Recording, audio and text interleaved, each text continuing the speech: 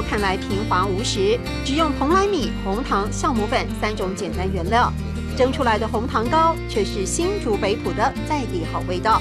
我们这个是纯米实去做的，纯米实去做的，吃起来口感比较细腻，比较 Q， 这样。我们配料的比例，配好的比例，出来才会有那种口感。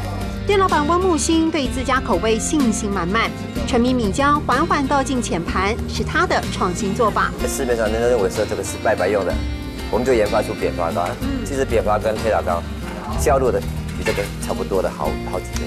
为了不让低下的水蒸气破坏口感，每一层发糕上头还得盖上防水屋顶，蒸出的发糕客人接受度很高。假日的话，如果你说扁的，扁的发糕差不多1000多个，假日1000多个，1000多个，挺可观的。那个黑糖糕的话，差不多400个。改良过的黑糖发糕圆形又喜气，即使非假日，员工忙碌的手没停下过，俨然成为北埔庙口的人气店家。大方请客人品尝甜而不腻的滋味，就怕大家不知道。不用客气，对不对？不用客气，2种花都叫做5、4、3、2、5、4、3、2。